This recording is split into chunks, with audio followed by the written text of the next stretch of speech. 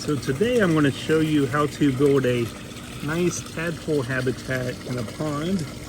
And you can see that my tadpoles these are bullfrog tadpoles. They are already starting to grow their legs.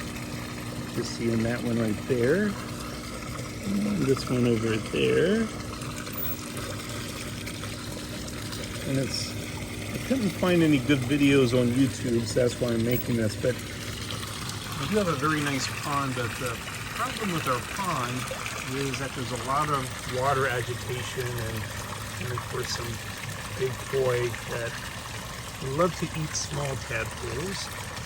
And there's this waterfall, but tadpoles generally like to have still water to do well. And I do want frogs and toads in the yard to help keep the bug population down. So it's actually very simple. What you want to do is, what I did is, this is a Laguna Planter, and this is the large or extra large size. And normally you would put gravel in it, and then there would be plants that float around on top of the water, but it makes a perfect tadpole habitat. So again, this is by Laguna, L-A-G-U-N-A, but it's submerged underneath. And it floats around. And so I used white aquarium sand because I like to be able to look at my tadpoles. And they've done very well. They've been in here for a little while. But you don't want to leave them like that, or else the birds will come, and the raccoons and come and eat them. And so you want to get some submerged plants, like I got some hornwort and some anacharis. And what you can do is you can get these plant anchors, plant weights, and then you just gently tie it around them, and then you can put these in the bottom here. Because also tadpoles like to stay hidden. There's some more on top. I just do it on one side. That way I always have a white area where I can observe my tadpoles if I like. But you don't want to stop there. You also want to cover them with some other foliage. And so what I do is I get some floating lettuce, like these guys here. And we'll grab a few of these.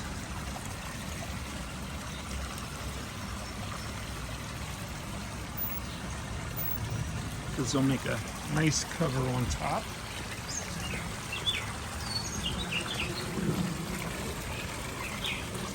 And the birds love to drink out of this, of course. So we'll just put these in here to float around on top. And that helps keep them nice and hidden, but I can always take one off if I ever want to observe them and look at them. Now, as far as food, you can put frozen broccoli in there. They love broccoli florets. But also a nice clean way to do it is I use plucka wafers, which sink to the bottom, and 2 of them a day will feed these large tadpoles. There's about 6 bullfrog tadpoles in there. Now, it is important to keep the water clean, and this is the beauty of the Laguna Planter, is I take a nice sized bowl like this, and every few days you can just scoop out a big bunch of water, pour it out, scoop it out, and there will be a lot of tadpole feces and waste, of course, in there. But this cleans out really nice, and then what happens is that the water from the outside of the pond filters through the sides here, and you get really crystal clean water inside the tadpole habitat. And then you can also get a small filter like this to suction the gravel every once in a while. You can just get that from any aquarium store or online from Amazon. And then I use this, and scooping this around inside can also get out the large particulate matter as well. But doing that has been a very healthy habitat. Now today I'm going to be doing something different. I'm actually going to be putting my large tadpoles into the pond. They should be pretty safe from the fish at their size. And on the bottom, I put a whole bunch of submerged plants with the plant weights, like I just showed you. So there is a place on the bottom where they can hide from the fish and be able to eat. And I do feed them these every day inside the big pond. And then I use the regular fish pellets, of course, for the big size fish, especially Mr. Big Toy there. But I'll show you, I'm going to trade them in for some toad tadpoles today. And I'll show you what toad tadpoles look like. Look how tiny they are. Little tiny creatures. Some of them are already growing some little tiny legs.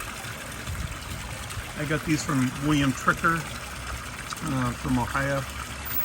And they just ship these to me today. But the bullfrog tadpoles are big enough that they could probably easily eat those tiny toad tadpoles. So I'm going to put them in here, and that way the garden can hopefully have a bunch of toads this year to keep the insect population down.